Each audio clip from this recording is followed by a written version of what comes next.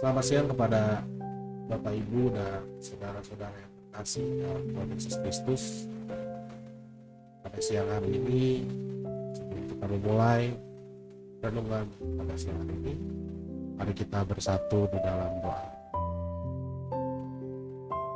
Kembali kami datang ke hadirat-Mu ya Bapa, untuk kembali merenungkan sebagian kecil dari firman-Mu. Tuhan tolong berkati kami, Tuhan tolong lindungi kami, agar kami dapat mendengarkan firman-Mu pada hari ini, pada siang hari ini dengan baik. Tuhan tolong jaga kami, hanya dalam nama Tuhan Yesus Kristus kami berdoa dan mengucap syukur. Amin. Bacaan pada siang hari ini diambil dari Kejadian 18 ayat 16 sampai 33. Kejadian 18 ayat 16 sampai 33. Lalu berangkatlah orang-orang itu dari situ dan memandang ke arah Sodom. Dan Abraham berjalan bersama-sama dengan mereka untuk mengantarkan mereka. Berpikirlah Tuhan, apakah aku akan menyembunyikan kepada Abraham apa yang hendak aku lakukan ini? Bukankah sesungguhnya Abraham akan menjadi bangsa yang besar serta berkuasa, dan oleh dia segala bangsa di atas bumi akan mendapatkan berkat. Sebab aku telah memilih dia, supaya diperintahkannya kepada anak-anaknya dan kepada keturunannya, supaya tetap hidup menurut jalan yang ditunjukkan Tuhan, dengan melakukan kebenaran dan keadilan, dan supaya Tuhan memenuhi kepada Abraham apa yang dijanjikannya kepadanya. Sesudah itu berfirmanlah Tuhan, sesungguhnya banyak keluh kesah orang tentang Sodom dan Gomora, dan sesungguhnya sangat berat dosanya. Baiklah, aku turun untuk melihat apakah benar-benar mereka telah berkelakuan seperti keluh kesah orang yang telah sampai kepadaku atau tidak. Aku hendak mengetahuinya. Lalu berpalinglah orang-orang itu dari situ, dan Abraham masih tetap berdiri di hadapan Tuhan. Abraham datang mendekat dan berkata, apakah engkau akan melenyapkan orang benar bersama-sama dengan orang fasik? Bagaimana sekiranya ada 50 orang benar dalam kota itu? Apakah engkau akan melenyapkan tempat itu?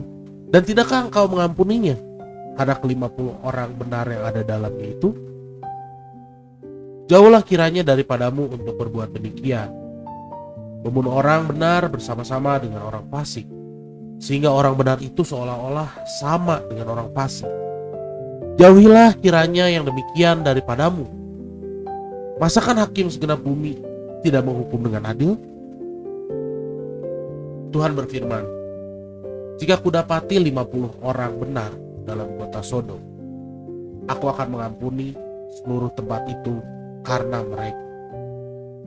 Abraham menyahut, sesungguhnya aku telah memberanikan diri berkata kepada Tuhan, walaupun aku debu, abu, sekiranya kurang 5 orang dari ke-50 orang benar itu, apakah engkau akan musnahkan seluruh kota itu karena yang 5 itu? Firman-Nya, aku tidak memusnahkannya jika kudapati 45 sana.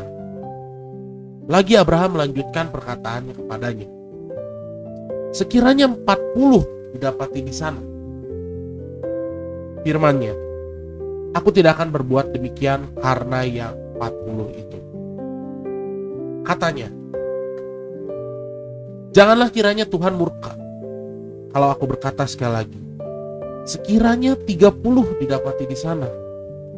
Firman-Nya, aku tidak akan berbuat demikian jika aku dapati 30 di sana. Katanya, sesungguhnya aku telah memberanikan diri berkata kepada Tuhan, sekiranya 20 didapati di sana.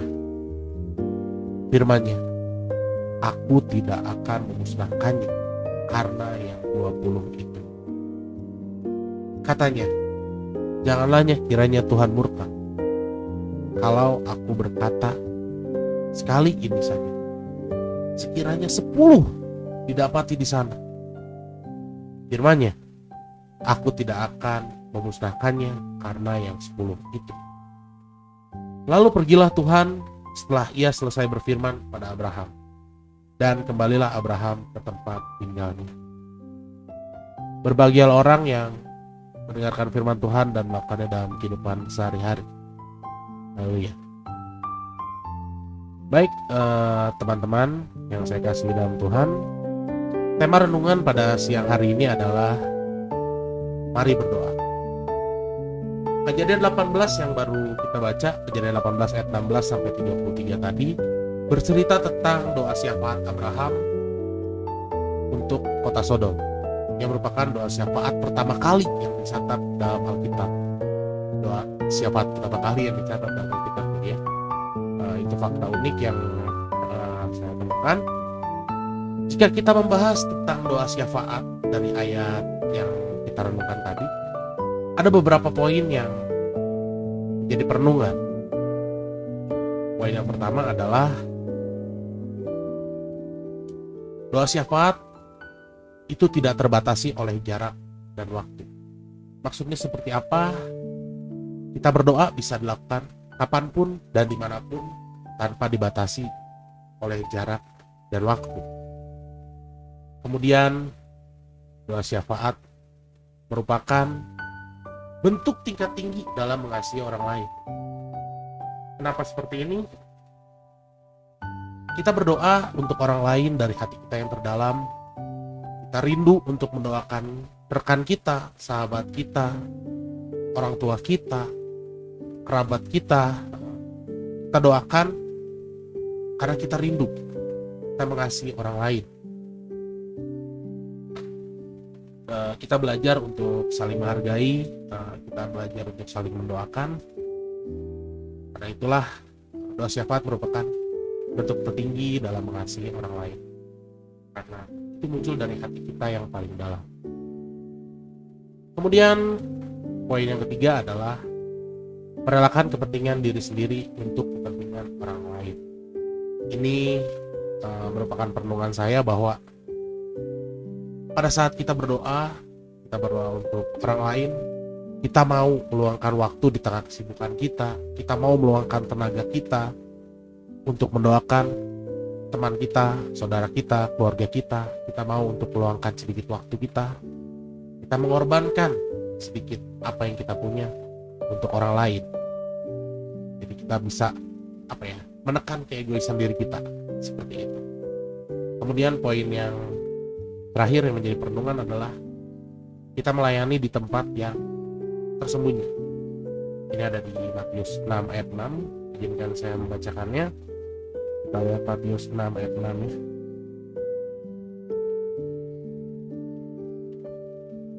Oke, izinkan saya membacakannya. Matius 6 ayat 6 adalah, tetapi jika engkau berdoa, masuklah ke dalam kamarmu, tutuplah pintu dan berdoalah kepada Bapamu yang ada di tempat tersembunyi. Maka Bapamu yang melihat yang tersembunyi akan membalasnya kepadamu. Ini merupakan perenungan yang untuk saya pribadi mengingatkan bahwa kita berdoa itu bukan untuk dipuji oleh orang lain. Berdoa itu kita tidak perlu untuk dilihat oleh orang lain. Kita cukup tutup pintu kamar kita ngobrol sama Tuhan, kita renungkan apa saja yang kita lakukan hari ini, kita ngobrol sama Tuhan di tempat yang tersembunyi. Tidak perlu diomongkan orang lain, tidak perlu terlihat dalam tanda kutip kita ini adalah pribadi yang suci gitu ya. Kita dengan kerendahan hati kita ngomong sama Tuhan, kita curhat sama Tuhan apa yang terjadi pada hari ini. Kita doakan juga orang lain karena bentuk saling mengasihi yang tadi, merelakan kepentingan diri sendiri untuk kepentingan orang lain. Ada satu hal yang saya ingat pada saat saya merenungkan tema ini, teman-teman. Waktu itu khotbah pendeta dari Kebon Jati kalau nggak salah saya, tapi saya lupa namanya siapa waktu itu. Ada satu pertanyaan yang unik dia berbicara waktu itu. Jadi dia berbicara bahwa apakah kita berdoa itu harus selalu menutup mata? Apakah boleh berdoa sambil membuka mata? Itu pertanyaan yang sering kalau saya sebagai guru, anak-anak suka nanya gitu ya. Pak, boleh nggak sih Pak kita doa sambil buka mata gitu ya. Nah ini jadi bahan perenungan juga buat saya. Lalu beliau menjawab di khotbahnya. Beliau bilang bahwa, saya bacakan ini di catatan saya, bukan boleh atau tidak boleh membuka mata atau harus merem gitu ya. Bukan boleh atau tidak boleh. Tetapi pada saat kita menutup mata, kita sadar bahwa kita ini manusia yang penuh dengan keterbatasan, membutuhkan kuasa Dia yang tidak terbatas. Seperti itu yang dia bilang ya waktu khotbah itu ya. Ya, seringkali kita tidak sadar ya bahwa kita ini memang hanya sebatas manusia yang memang memerlukan pertolongan Tuhan yang kuasanya tidak terbatas. Ya, sekian perenungan pada siang hari ini. Semoga kita bisa lebih rajin lagi berdoanya gitu ya. Ini juga perenungan buat saya, biar kita sama-sama bisa saling mendoakan, kita bisa saling berdoa, kita bisa saling mengasihi orang lain, kita bisa meluangkan waktu, sedikit waktu kita untuk berdoa.